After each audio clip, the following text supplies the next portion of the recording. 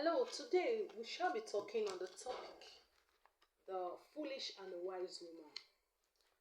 I'll be teaching you from my book, The Different Faces of Women.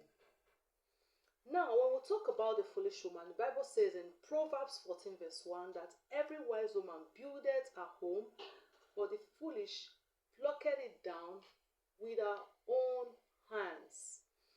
So now, who is a wise woman? A wise woman is a woman who is full of wisdom. Then what do we call wisdom? Wisdom is the application of knowledge. That means that a wise woman applies all that she has learned. Many of us as women, we know a lot of things. I've discussed with a lot of women, and each time a conversation, is trying to start, you will see that one woman will try to take over that conversation. They know a lot of things, but they don't apply what they know. Now, the question is, those things that you know, are you applying them? Are you a wise woman that applies the knowledge that she has learned? So, implementation of what you know is very, very important. If you say you know and you don't do what you know, you are a fool. If you say you know and you don't do what you know, you are a fool. Let's say you know what is going to help you to become a better version of yourself. You know that you should read. You know that you should stop watching movies.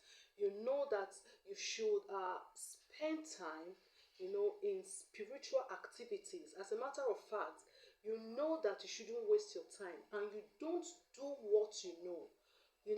It means that you are a foolish woman. So, wisdom is the ability to understand things that most people don't understand. Wisdom is the ability to understand things that most people do not understand. So, a wise woman order well her household, and places her family as a priority. Place our family as a priority. So now let's say when we place our family as a priority, that means that we place our children as priority. We teach our children what we are supposed to teach them. We do all that is necessary to bring up our children well. It's not enough for you to have the head knowledge of, oh, this is how my child is supposed to behave. This is the kind of child I want, and you don't put in the work to bring out the best in that child. Few years ago, the Lord spoke to me concerning something very important. When I was saying I want to be a mentor to women, the Lord spoke to me and said, the first person that you need to mentor is your daughter. This means I have to sit down and discuss with my daughter those things I would like to tell every other woman. So a wise woman is a good woman, and this woman is a woman that saves her household from every form of harm. She protects her household. Then who is a foolish woman? A foolish woman is unprincipled. A foolish woman is unprincipled. And this kind of woman ruins her home. She has no principle for life. She has no vision for life. She just lives her life. As a matter of fact, she's in total dependency of her husband. She has no direction. There's nowhere she's heading in life. The question is, are you a wise woman or a foolish woman?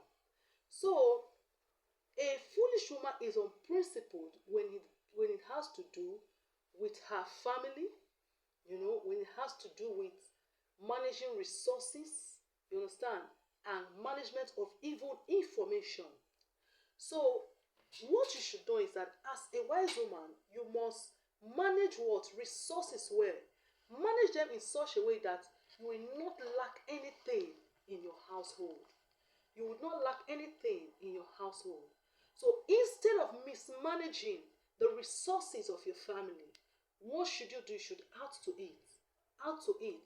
See to it that your family resources is being improved. See to it that your family resources is being improved. So I want you to understand something, that it is not a crime for a woman to to lend her hands. It is not a crime for a woman to lend her hands when it comes to taking care of the family, financially. So I want you to understand something. As women, we come across a lot of women who tell us so many things. I've been married for 15 years, and in those 15 years, I've had women who told me, Debisi, this is not how to do it. This is what you should do. This is not what you should do. Then at the end of it, when I look at their lives, I discover that those things that they are telling me not to do are what they are doing in their own homes to build their homes. Listen to me. Advice is important, but where that advice is coming from is very, very what important, and the motive behind that advice